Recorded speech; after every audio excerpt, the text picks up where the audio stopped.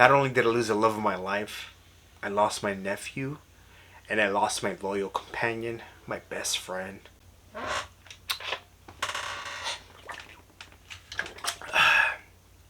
Alright. Hey gang, Byron Sinn here. Welcome back to the channel where we turn life's lemons into a delightful mix of sarcasm, comedy, and questionable life decisions. So go ahead, grab those snacks. And here we go. In April, I went to my second WrestleMania ever. Me and my friends dressed up as the three faces of Foley. But that's not the update. The update is the day after WrestleMania weekend, the love of my life, the girl that I thought I was going to spend the rest of my life with, broke up with me. And that sucked. Yeah, my ex decided that being with me was like trying to put a square peg into a round hole. Just wasn't fitting.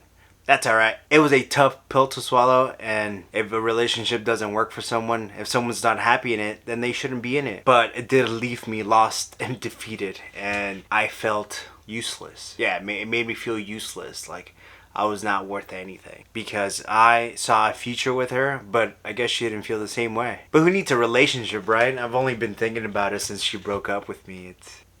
Is this my villain origin story? But all jokes aside, I'm gonna be okay. I've been through this before. Not as hard as this, but I've been through it before. I started therapy, which has been helping out a lot. Which brings us to today's sponsors. No, I'm just kidding. I don't have any sponsors yet. But if you want to sponsor me, BetterHelp, I need the dough. I may be Han Solo, but I know eventually I'll find my Princess Leia out there in the cosmos. I have hope. A new hope. I just have to keep busy with my new hobbies, which is entertaining you guys and mastering my air guitar skills. Alright, the second story I have, I'm going to try my best not to cry.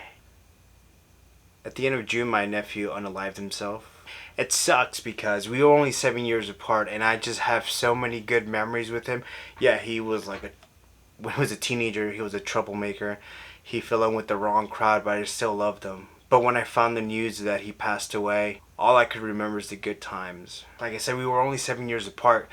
We used to play video games together. I used to take him to the store, buy him whatever he wants. He was my favorite nephew. I feel bad for my brother because he lost his first son. I feel bad for his daughter because she doesn't have a father anymore. I feel bad for his brothers and sisters, my nieces and nephews, because they don't have their older brother anymore.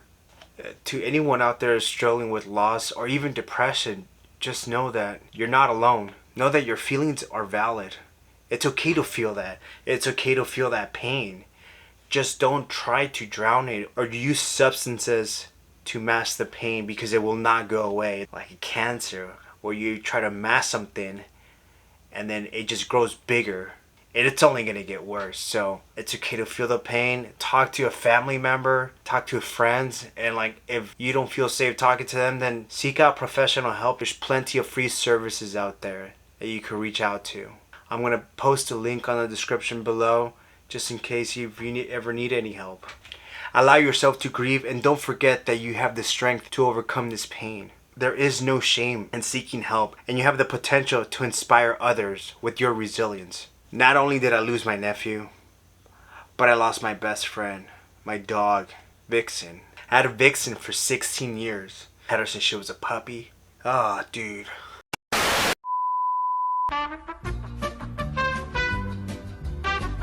I'm not trying to tug on your heartstrings, but it's been some months, to say the least.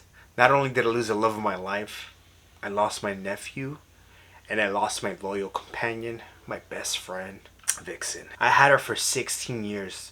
All throughout my 20s, she was there with me. I had her when she had all 4 paws, and I had her when she had the 3 paws, when she was just my tripod. She finally crossed that rainbow bridge. That devastated me it still does, obviously. Fuck, I'm trying to keep it together here. If you were a fan of the Byron Sinn show, you'll remember her. She was in the intro. She was running towards me. The bond we share with our furry ones is completely different than that of people, because they show you unconditional love. And those memories of them will be etched in our heart forever. So if you ever gone through that, just cherish those memories, because that's all you have of them. And I think that's beautiful. Alright, Oh, let's get. Look, I don't know how to segue out of that. So I work in the film industry, and so far, I have been unemployed because of the writer's strike, and then like the actor strike. So it took a while, but starting today, September 24th, I think the writer's strike is over. They've come to an agreement. So I'm putting all my chips on this YouTube channel, trying to do this full time. I'm gonna do this full time. Gotta change my attitude towards that. But yeah, I'm gonna do this full time. So at least I have a plan to get out of this mess. You've got a plan. I have part of a plan. Like, who needs a paycheck when you could start monetizing your shenanigans here on YouTube? So I'm gonna hustle to bring you good quality fun entertainment. Fun-tertainment. From fun employment to fun-tertainment.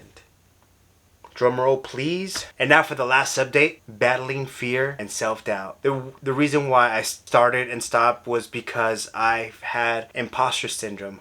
I felt like I'm not entertaining enough. I would talk negatively about myself. I would say no one's gonna watch these videos. These videos are gonna suck. You know what it feels like? It feels like I was in a high stakes comedy roast. Like I'm the roast master and the person getting roasted. Like since my breakup and then all the other stuff that's happened, like I lost confidence in myself. I was telling myself, you're not funny, you don't have charisma, no one's gonna like you. You're just gonna start again and then stop again. And then what? I was just sad the entire time. I was having like a sad boy summer. That sounds like a hilarious shirt. I'm gonna make that shirt. Would you buy that shirt? Sad boy summer? Comment down below if you would. But anyway, I digress. But with like some therapy and newfound goals and hobbies, I have found to overcome all that self-doubt. Hence why I'm making an update video. So in January of this year, I started something that I haven't really told a lot of people, but I want to share with you. So the next week's video, I'm going to tell you what I started, but I never took the steps because, again, I used to suffer from anxiety, fear, rejection, self-doubt, and now I suffer a little less. If you're struggling with fear, self-doubt, or even imposter syndrome, or maybe all three, just remember this, that those things are just party crashers in the club of success. Those things were just in my head. I wasn't being kind to myself.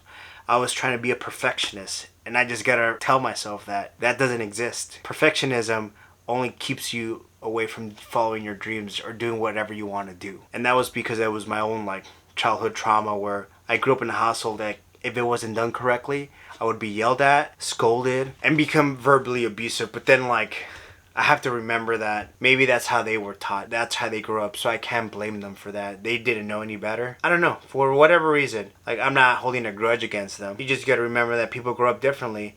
And whenever they try to make you feel bad, it has nothing to do with you and everything to do with them. Alright, that about does it about this update. Fingers crossed that positivity happens in the last quarter of the year. Subscribe for more witty banter. Until next time, keep living, keep laughing, keep loving. Let that sad boy summer end. Shirt's coming soon.